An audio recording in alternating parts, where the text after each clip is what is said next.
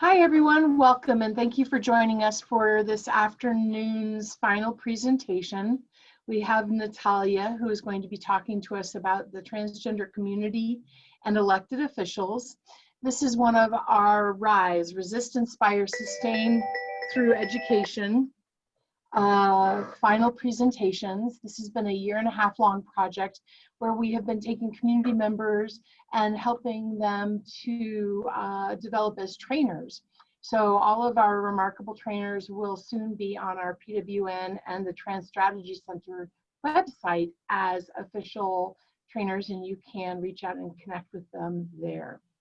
So I'm going to go ahead and turn it over to Natalia to talk to us about her presentation. Well, hello and good evening, everyone. My name is Natalia Pabon, and I'm from the Florida area. And I would like to say thank you to the RISE program for letting me be one of their presentations. And also thanks to the Positive Women Network and the Transgender Strategy Center for providing the technique and the training that I have today and to present you guys my view in a transgender political aspect.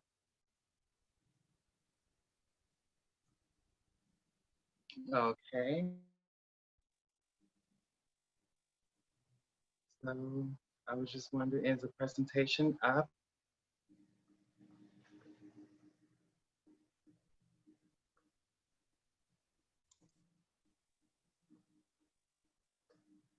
Oh no. Oh, there she is. There they are. Barb, we don't see the slides. Okay, thanks, Tiami. Hang on just a sec. Let me try that again. Can you see them now? Yes. All right, great. Yeah, so, Thank you. thank you. So this is my title, Political View, a Transgender Perspective. And as you can see, I put down 3 questions where we'll be evolving today's presentation. What does political involvement looks like with transgender elected official? And they can and cannot change, and what keeps them going? And this brought to me attention because I've noticed that within the transgender community, we keep talking about recognition for the transgender spectrum, but we fail to realize and look a little more deeper into what does the transgender view looks like, and what is the perspective, and what are their needs are. Next slide.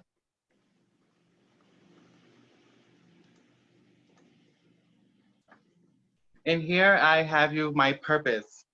And here you can see my purpose is to make sure that everyone has a little bit more understanding and a more open mind between what community transgenders go through and what are their needs are, between what political and legislative has to offer the transgender community. Next slide. And my goal here, as you can see, I'll read it out. It says, understanding who you support breaks down barriers of oppression and stigma.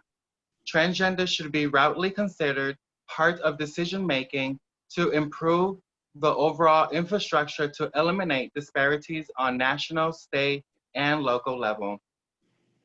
And that for me is to break that stigma that we have against the transgender, the violence that we perceive, that we endure, and that we are encountered, and as well the institutional infrastructure not recognizing, the needs for transgender population, like for health access and also legal documentation.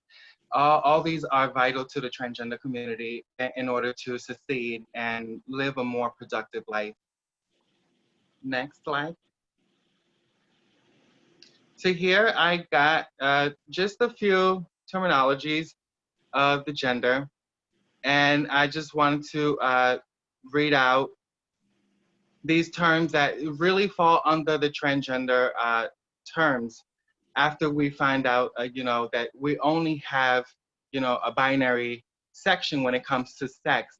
And sex is really focused on the physical aspect of a human, and not taking consideration of the mental impact that it has when we have this language spoken when we talk about sex or identify sex identity. So with sex, here we have is a state of being male or female, typically regarding to social conducts rather than physical attributions, meaning, the mind of the person, what is this person going through, instead of, just implementing the child is born with a penis, well, then it's considered a male.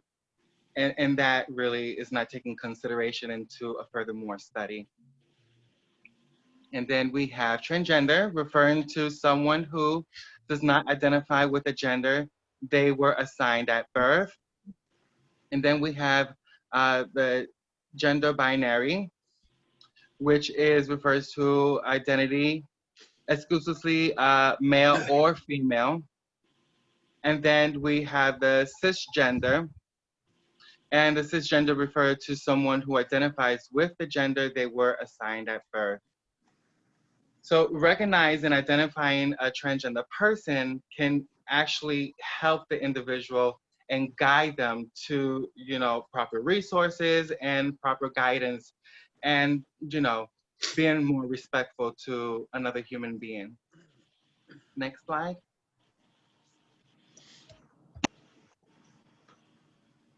Challenges. Challenges what transgender faces. And I have written here for what I think of what I see down here in South Florida are the priorities of the lack of legal protection. And then we have the barriers to health care and harassment and stigma.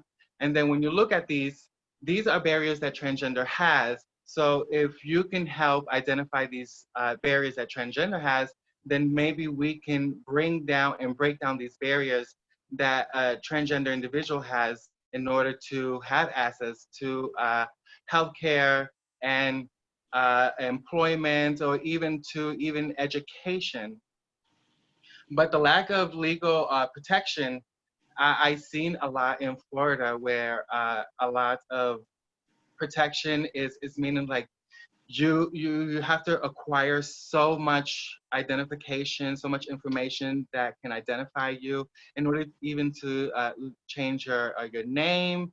And then the barriers to healthcare is like, I noticed in Florida, especially in the health institutions, especially if they're not in the area of the primitive of LGBT, and they say they're open to the LGBT community. And this is what I experienced personally. The barrier to healthcare is that I go in there are open arms and very welcoming, educated. But then when I come to say I'm transgender and I'm looking to, get some HRT treatment, and to have a patient plan with me, and all I get is just this negative, like, we don't have a doctor specialized for transgender. And I'm like, you don't have a doctor that, specializes in endocrinologists? Because, a doctor that, specializes in endocrinologists are the person that study of hormones, but it doesn't stop them from the study of male and female. So why is there a barrier for me to understand my health concerns? And then we also have the harassment and stigma, where a lot of our community is suffering from not having the proper education, the proper language, and the language that's directly from the community, so that other communities can see and identify and also can relate to at least the barriers that we have, the gap that we're seeing within our infrastructure in society and our administration.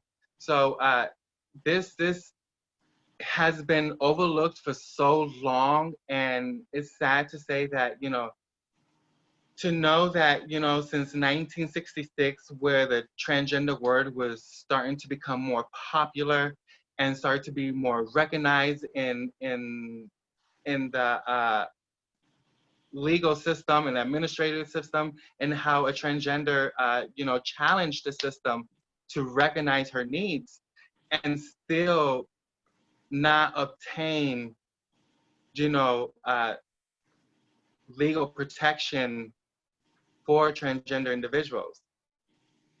Next slide. Oh, if anyone has any questions or would like to go back and refresh something that you would like me to clear, my perspective view, just let me know, interrupt me. I'm gladly here to just elevate the mind power. If not, then we can go to the next. And so if there's no one, so I guess we can go to the slide. What about HIV or those at risk? That's been a question that's been with me, I would say, since I was homeless. Since the first time I interacted with people that, were at risk, and people that were vulnerable to the system, and just, underserved population that I would, socialize with. And to see that, there hasn't been much change gives me much a greater heart to keep fighting for the rights and more policy change to our modern society.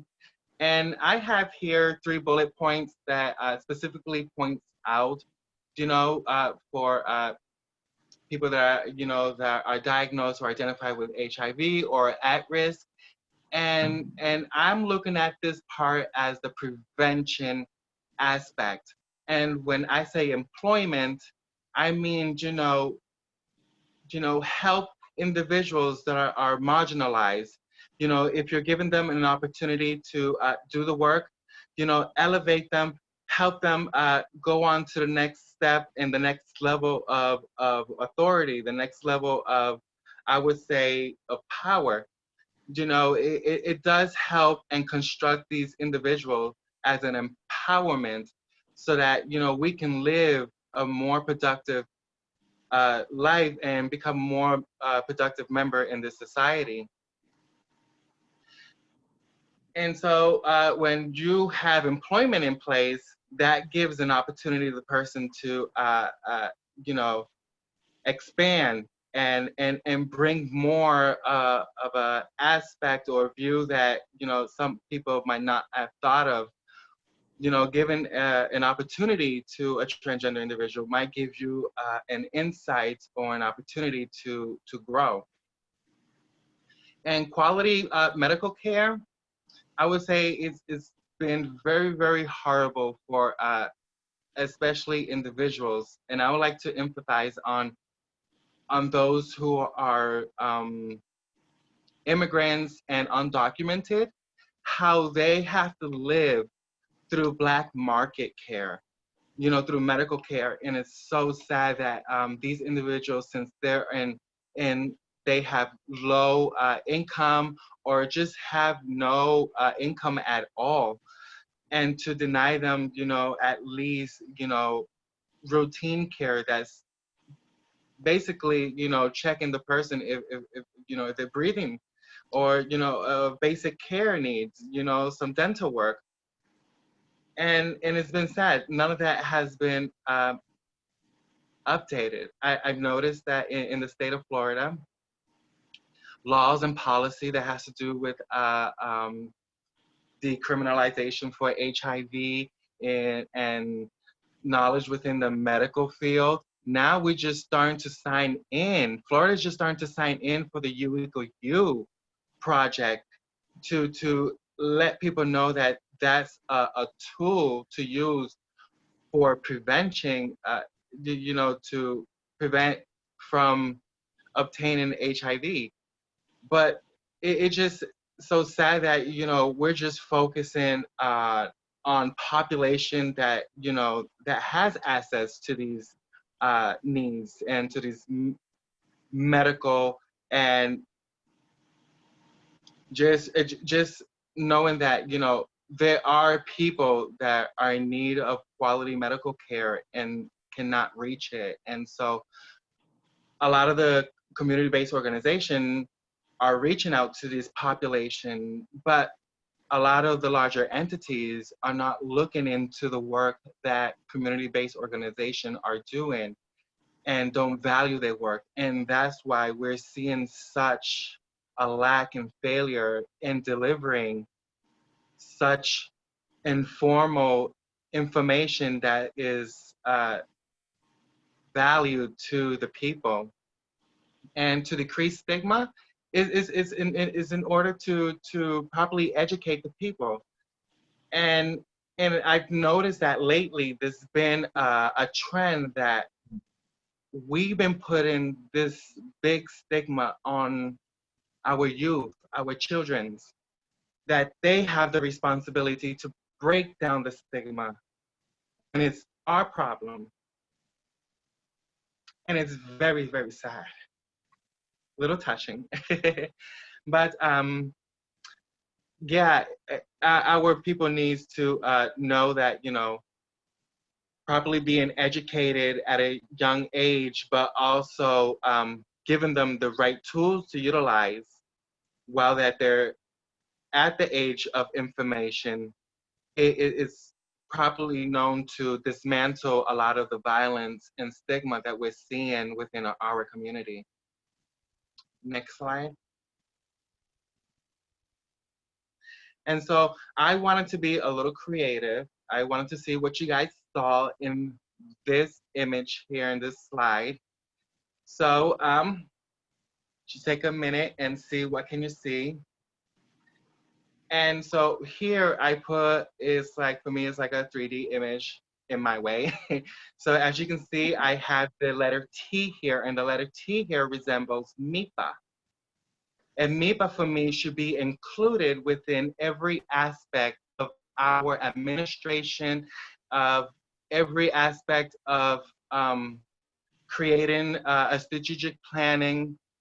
And MIPA needs to be involved because MIPA talks about the involvement of those who are providers and educating them on the population they want to serve, or are they serving or experiencing that there is a need within the community that needs to be looked at. And as you can see, I just put here, plans with transgender exclusion, and that means that not being meaningful, not being involving, not being progressive, not being adamant.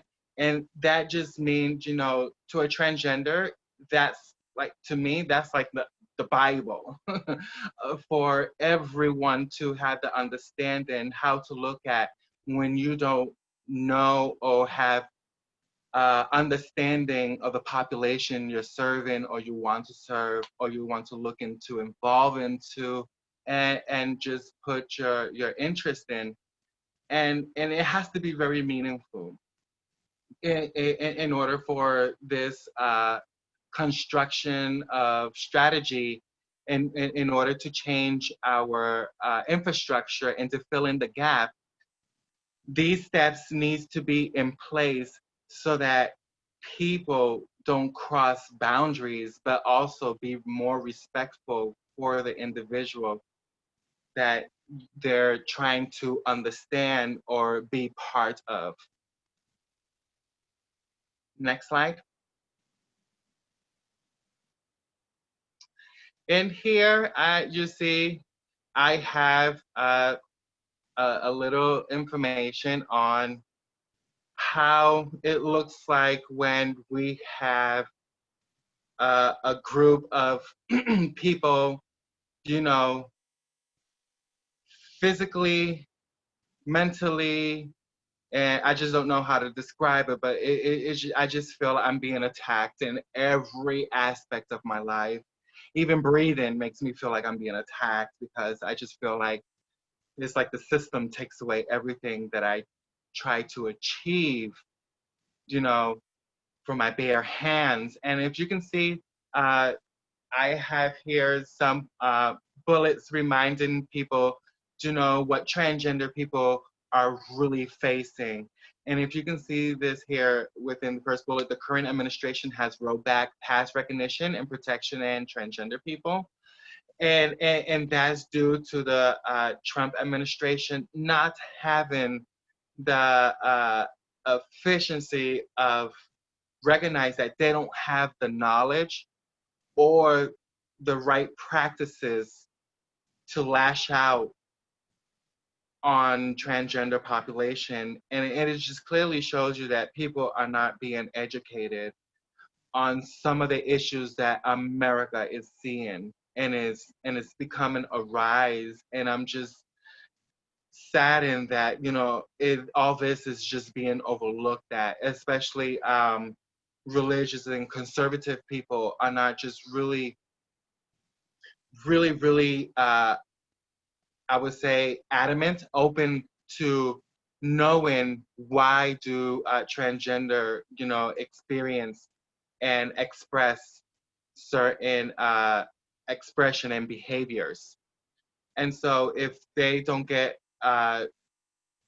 in touch with the LGBT community or with the transgender-led agency to practice and make up these laws, and so that there won't be, such a war against, between the politician and the community, like the people. And so there isn't a collaboration within these two parties. And we're seeing, we have a lot of advances, but if you can see, it's just been very progressively very, very slow. And here at the systemic racism, as you can see, in 2019, 26 transgender identified non-binary people have been murdered, and that equals to a 90% of people that identify as women, and 81 were under 30 years old. And so that should show that our young population is very, very I would say decompensating, in the sense of they're lashing out, in the sense as they're not well educated, I would like to say. And us adults and parents have the obligation to educate our young and our youth to see, what the real world is. And it saddened me that, that our population, transgender, has to experience this in a very, very large scale, even though we're like the smallest population and we have like the smallest number within the data measurements. But within our community of transgender, it's very a large number. It's just like, I feel like half of our population is just being murdered on a daily basis. And in 2020, 21 transgender and non-binary folks have been killed as for now. And those are just recognized. And also just put out there, 25 transgenders, I was just reading last night, 25 transgender women identified were just were murdered in Colombia. And this is South America. And mind you, if these are numbers that we're seeing and that are being identified, I can't imagine the numbers that we can't identify and that are not being reported. Next slide. So here we have our intersectionality. And our intersectionality involves with how, we interact with people, and how do we do business, and how everything involves with one another. So here in the first bullet, I have media and communication, informational education, and collaboration with academia and training from transgender community sources. And that means that, the media has a great power to portray and to educate what a certain population or community looks like. And if the media will collaborate with the transgender trans-led agencies with resources, with value resources that comes directly from the community, will eliminate a lot of the barriers and the stigma that a lot of these corporate has, that, oh, they can't work with transgenders, they're rude and stuff like that. Well, maybe because, you haven't learned, how to properly, express and identify a transgender individual. And so it's very important that, collaboration is you know, is entwined with the transgender population when it comes to regards of the transgender community. When you have to report a transgender person or identify a transgender person, reaching out to the sources of a trans-led community would be a major source. And then we have religion and conservative being meaningful involvement, meaning if you want to have transgender be involved within your activities and your events, and also help those are in need, especially the underserved population within the transgender community. It'll be great to have these religions and conservatives reach out and to uplift these infrastructures that a lot of the transgender population are exposed to, and not realizing that a lot of these problems are related to as a revolving door for the transgender population. If we're reaching out and if you're not being meaningful to support, how can you say you're being an ally and uplifting the community when within there is no media aspect or engagement in an event expressing how much you supported the community and how you lifted the community? There isn't none, and I haven't seen it. All I've seen is that, oh, we've been funding, but I just haven't seen that relationship yet. And then when it comes to transgender and community accountability, I would like to say, yes, it's great that, we are advancing, we are in position of power, and that we are also growing, and that we're showing that, we're organized as a community. But also I have to hold accountable to those transgender leaders as well, that just sit in their chairs and just being, I would say, a tokenizer, a gatekeeper to the community for an advancement. Because for what I've seen in the past 30 years that I've been alive and awake and experiencing the transgender uh, uh, expression and behavior, I've noticed that I have to hold my community accountable as well for not advancing a lot of our barriers that we're seeing today.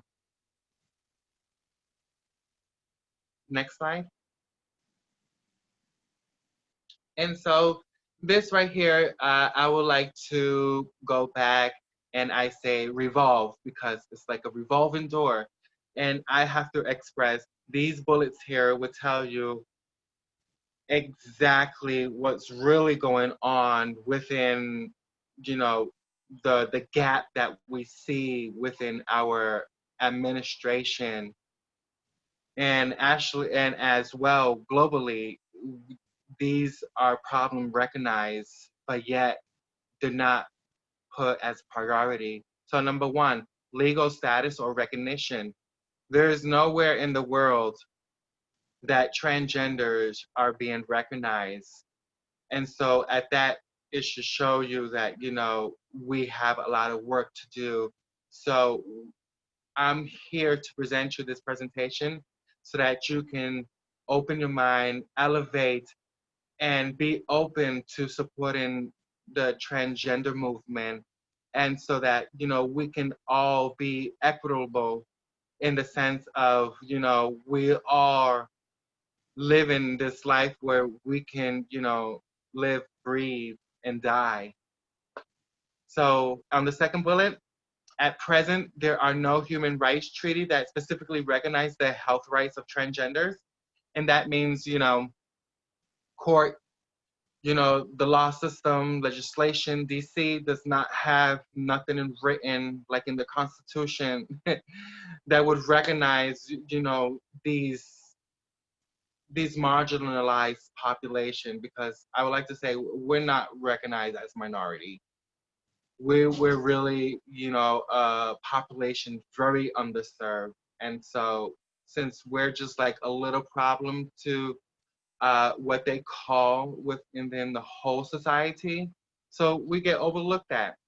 And since we get overlooked at, you will see that I bring to attention that 73% of the estimated 1.3 million trans youth identified in the US has not have very, very supportive households. And that meaning a lot of these individuals are suffering, emotional violence, physical violence. They're being kicked out of their homes at an early age, and they're forced to be an adult. And I could express being 13, being kicked out of my house and being homeless, and to learn to be independent and responsible took me a very long time to understand the aspect of being responsible and being productive. And so when all these backlash of these parents not having knowledge or not being educated or not given the opportunity to learn, you know, or be educated on the LGBT community, is we will be seeing these numbers grow within the next 10 years. And so on my last bullet I have here, it says limited budget and limited capacity. And that means that, we're being limited budget as to, and if we're being offered a job within a position of being supervisor, our budgets get cut off. We don't get the same budget as if, the same salary as if, you know, any cis person would apply for. And since we are looked over and looked upon, but yet they will give a consideration because of my education, or I qualify because someone referred to me, and you want to look good. So they'll give us the position, but yet our budget, our salary would be very minimum wage, very minimum wage. And so that I fight for, I want equal wage, just like everybody else. Just because I identify as trans doesn't prohibit me to, lower the value of my skills and my talent that I bring to the table. And with that is like you're limiting my capacity. It's like you're making it seem like I cannot be, smart enough to organize and construct a policy or a plan. And that's just sad that we need to have these barriers breaking down in order to uplift the transgender community so that we can all look equal, and also give an opportunity to a new change and to see life differently. Next slide. Here I have the frontline political holders. And here I have two, I would say, two person of bodies that could really make a big impact within the transgender community when it comes to filling in the gap of allocating a lot of the resources that's needed to equivalent a lot of our issues and barriers that we see. And so you will see policymakers here in the House Senate have a strong voice. And I would like to say, I would like to see transgender leaders occupying these positions, because if these positions are allocated to the transgender person that's qualified, then they will see that, you know, a lot of their issues and crisis they see in within a national level would really break down, because a lot of this would trickle down to the community where it's really needed the help. And so from starting from the policymakers in the House Senate, it would really help out with all the crisis that we're seeing and the issues that's arising within the political aspect. Next slide. So here I have a dear love that's from my home state. I was born in Massachusetts. And so I decided to look a little deeper to see what there was within my state. And I come to realize that there was this young lady, and she had a bright mind and a mind of her own to what she saw was right for the people. And I call this the long race. Mrs. Garrison, I have like I admire her aspect of working and constantly, you know, going for her dream. And she always dreamed of being the city council of Boston, and she achieved it within 2019 when our Presley was hired to go to Congress. And so Ms. Garrison took her chair as the Boston City Council. But I want to emphasize on her work, that, you know, her struggle that she went through, her barriers, but that didn't stop her. And I would like to, you know, glorify a little bit on that, because that what keeps me running and keeps me striving to do my work and keep fighting. And so for the first 10 years of her, since she started to uh, reach out and be part of the legislation and to be part of the change to run for office, since 1982, they've been denying her for 10 years the ability to be part of office, knowing that in her work was successfully completed. But not until 1992 where she was granted, but then it was taken, you know, it was granted. She was there for one term, but she was taken away from the term after the year because she was not openly identifying as transgender. But after 1995 and of that scandal, she identified as transgender, because it was important for her to you know, for the people to know, after some time, after fighting, after knowing that her constituents are supporting her, then she decided to let the people know that she was transgender. But in the meantime, she never expressed that she was, because her issues were never were focused mainly on transgender issues. Her mainly focus was to elevate her community, and her community was Black identified, and she saw that the struggle and the systemic racism system that she experienced, not as a transgender woman, but also as a transgender woman and Black identify, what was limited in giving her the barrier, because the way how she spoke as well was a barrier, because her voice was a little too deep. And sometimes, our physical body, has determined on other people and how to respect us. And that shouldn't be like that. But yes, she sits now, Miss Garrison sits now at the city council, and now she's seeing her dream come true. And her occupation was human resource politician.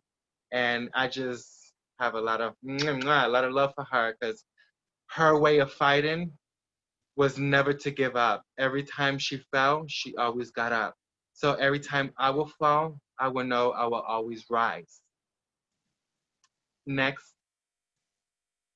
And so as you can see here, this is a picture of that I've taken, that I had a little moment with Miss Pressley about reproductive health and transgender movement, and also the reproductive rights that transgender should have as well as women, and as for an agenda to have for sex workers.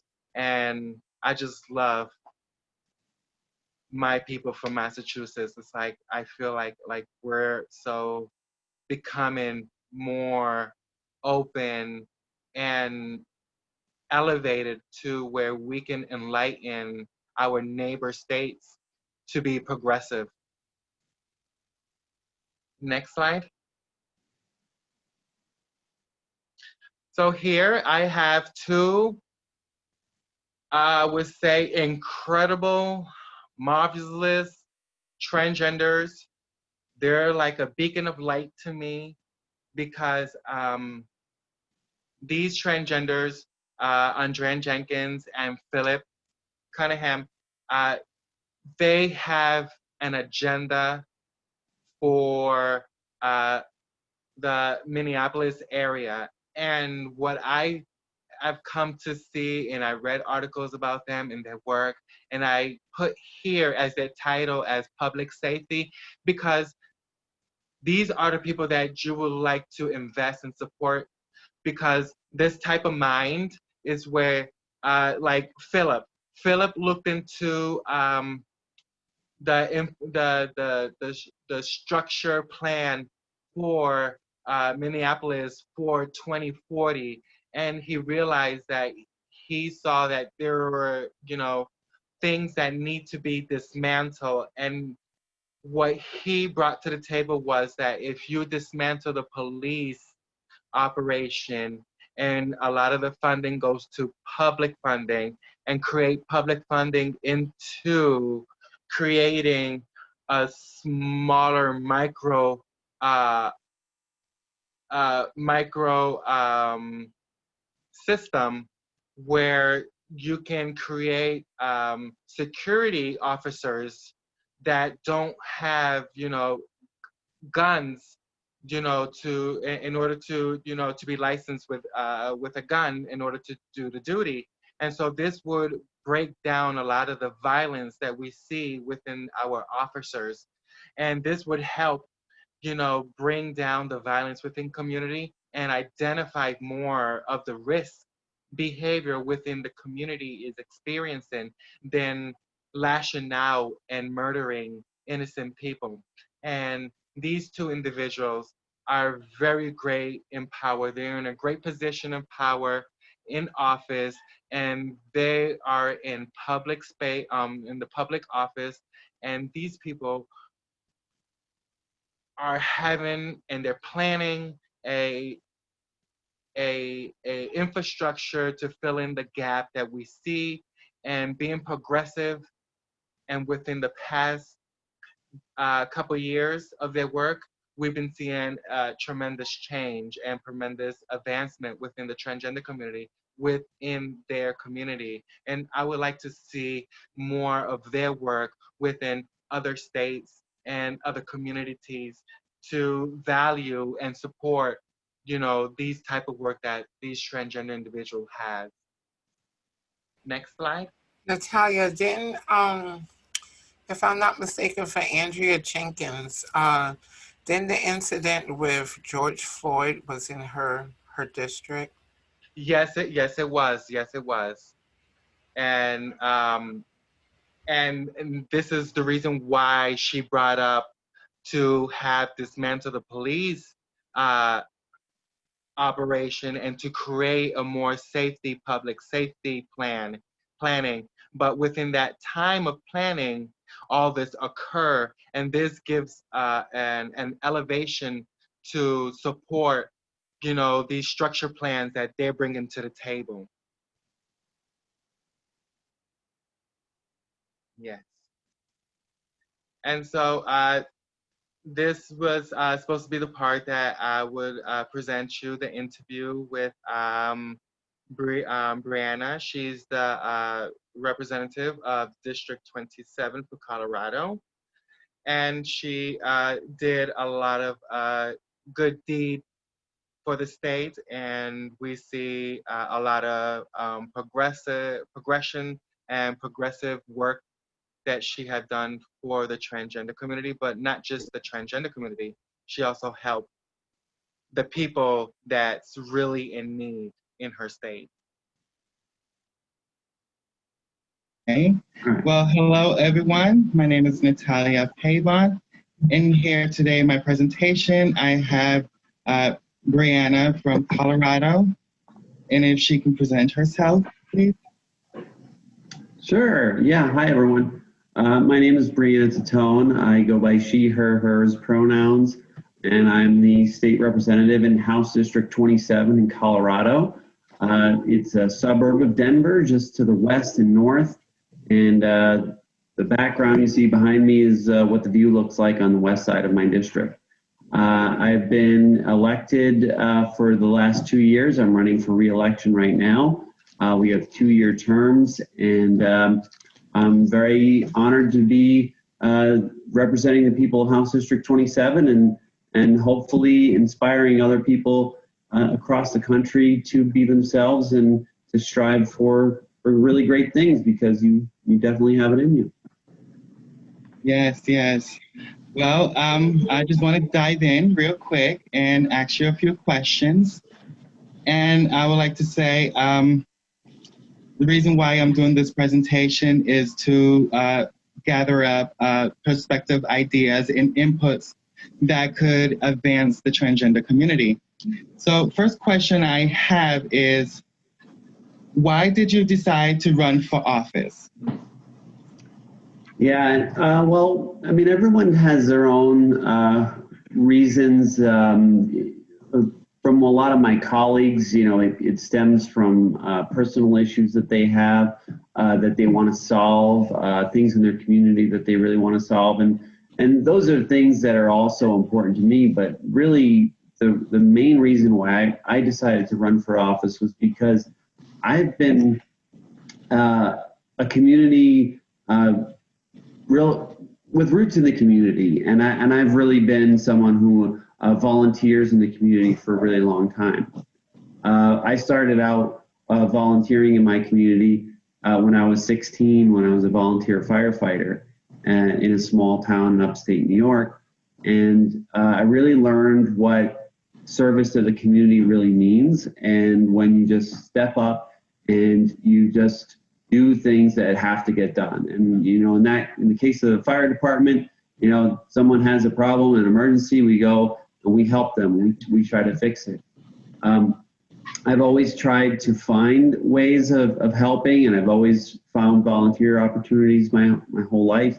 I originally wanted to be an FBI special agent, and that was really because of 9/11. And when the 9/11 attack happened, and I was a firefighter at the time, it was really impactful to me. And I thought that having service to the community through using my skills and my knowledge in the FBI to help prevent those attacks ever happened. But it was really hard to get in the FBI, and a lot of people do. And after that kind of opportunity went away, it was kind of a point in my life where I needed to figure out what I was going to do next, because I was determined to to fight against terrorism.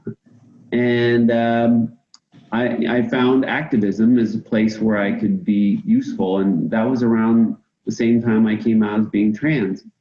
And for me, I didn't realize a lot of the privilege that I had before. And when I came out as being trans, I realized that I was part of a group that was really not given the same rights and was discriminated against quite a bit. And I really started to see and experience the brunt of that.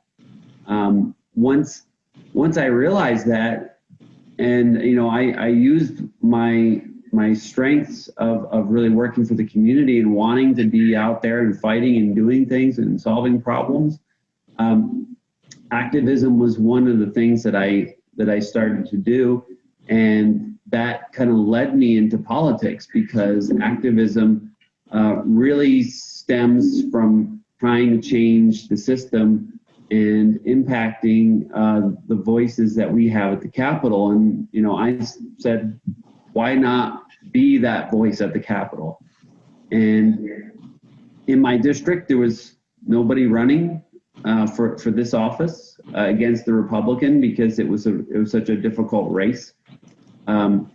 Republican has won in this district ever since they drew it, and by pretty large numbers. So it was largely an impossible race to win. And I said, nothing's impossible, and we have to at least try. And we worked really, really hard. And I brought a lot to the table with all of my experience and education that I had, and really showing and demonstrating that I had a history of doing things for the community, and working hard is something that I do all the time.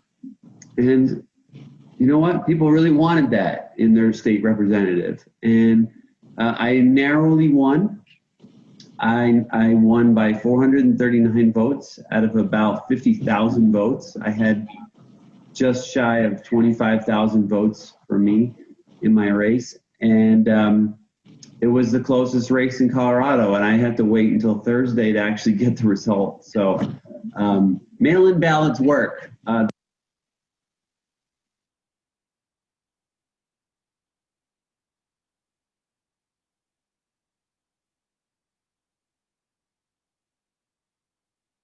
Work on getting rid of that guy.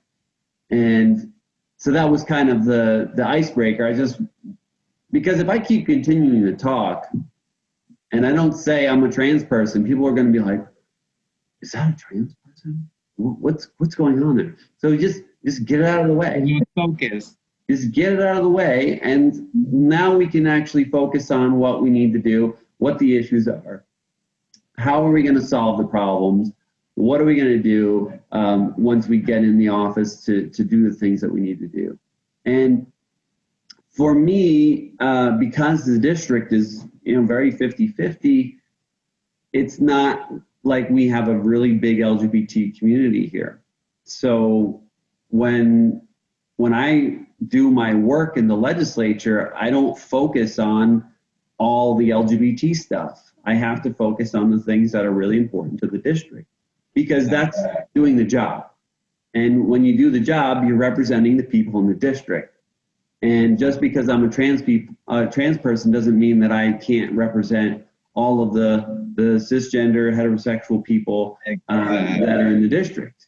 I represent all of them, and I really work really hard to make sure that I'm focusing on their needs, and then also doing the job of being a trans person who's an elected official. So I feel like a lot of times I have two jobs.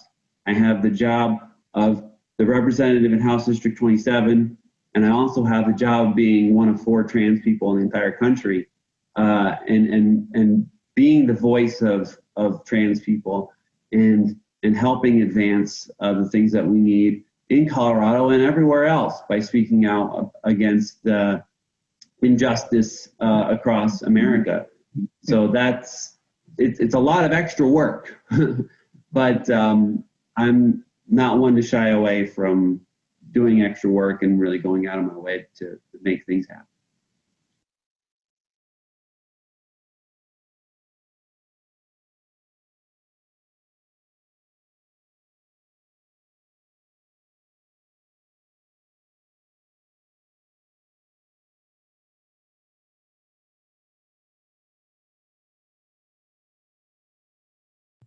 Natalia, you're on mute.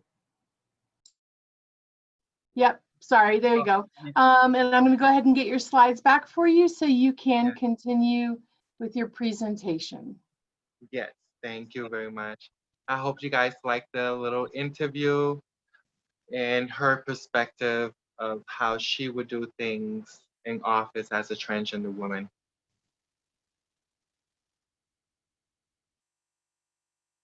So here I wrote down like a policy formulation, and I brought it down to 3 priorities that would probably be very, very effective within how we build our infrastructure and fill in the gap that we see within our society when it comes to resources and provide the necessary needs within the population. So right here, number 1, we see ally modeling with current national and local priorities. That means, you know, allied model plannings from large entities, like it's like my experience is like with the Transgender Law Center, and then also have a community-based organization. And since these are local and a national agency organization, and look at what is the priority needed within these two systems that could be bridged and help what is really needed to allocate, you know, the information, the resources as needed. And then number 2 is identify national and local resources to support and sustainability and institutionalization of key population modeling.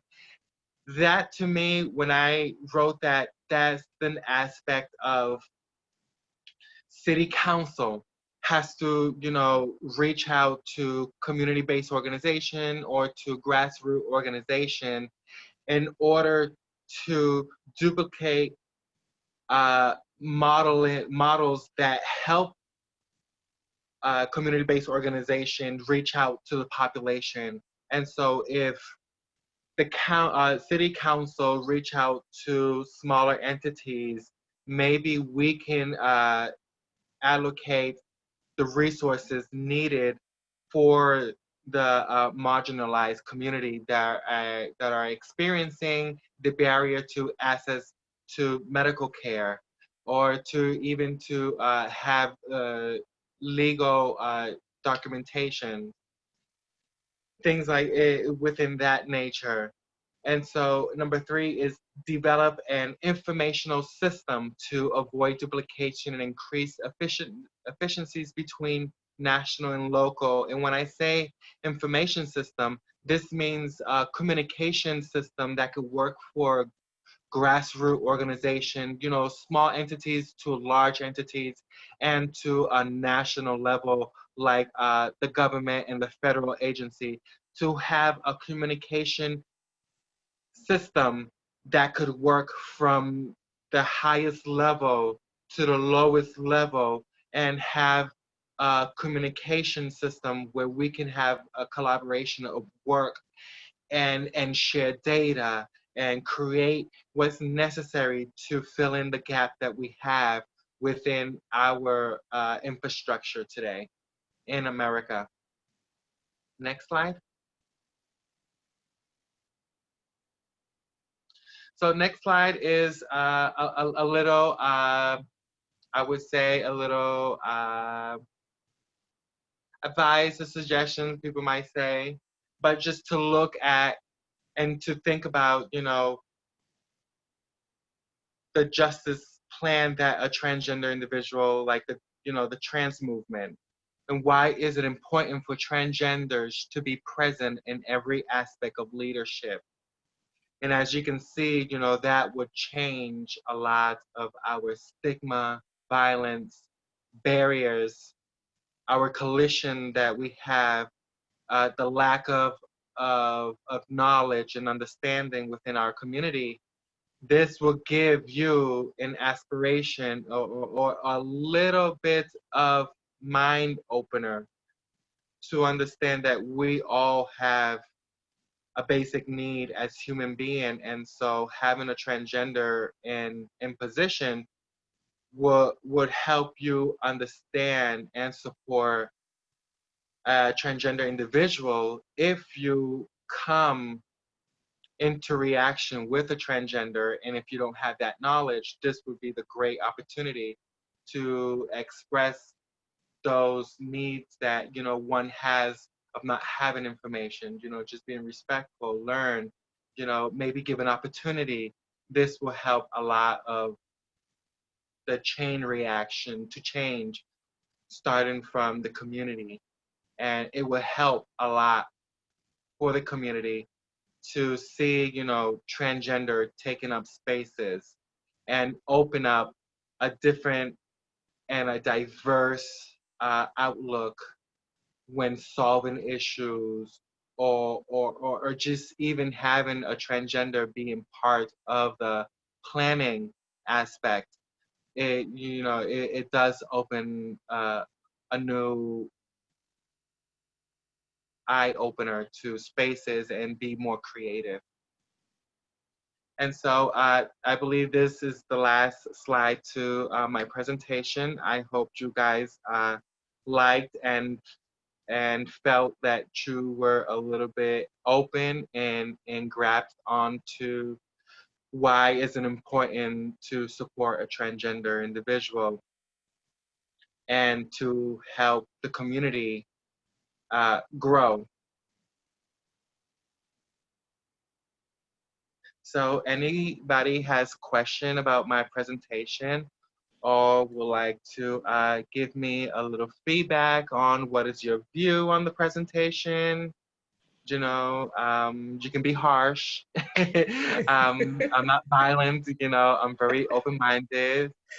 So I accept what is your suggestions and what your opinions are. And thank you once again for letting me present to you this presentation by the RISE program. So Natalia, before we get to feedback, why don't we go ahead and just see if there are any questions about the presentation that anyone has? Yes.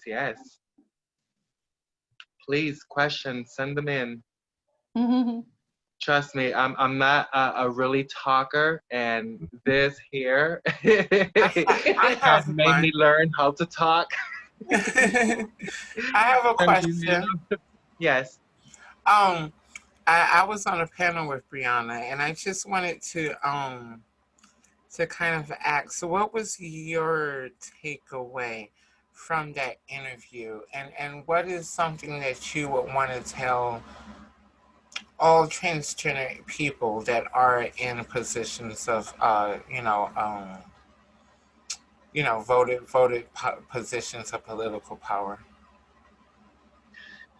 Okay. I would say my takeaway was that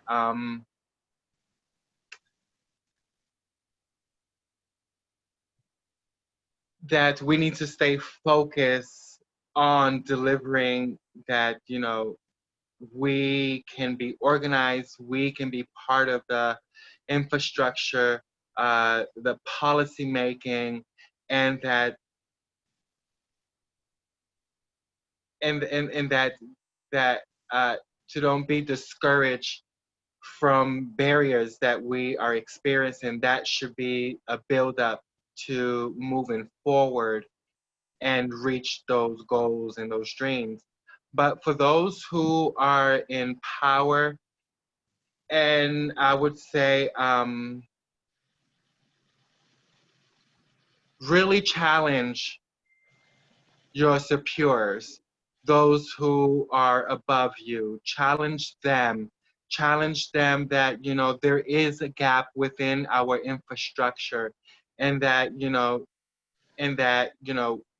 to let you know as well that us community will hold you accountable for not helping, advancing, and breaking down the change of barriers that we are experiencing in today's modern society, knowing that we're so advanced with such a lot of information, I think it's time to put those information to practice, to put them into action. Thank you. Thank you. Any more questions? Please bring them. Yeah. You see, because in the beginning I was so nervous. I was just so relentless to speak. But then like after like I got into the vibe of speaking and presenting, now I'm on a run. Yeah. Yeah. All right. It's like my mind is like open. It's like I feel like I'm in Matrix. In the Matrix. I love that. All right. Any other questions for Natalia? I'm going to go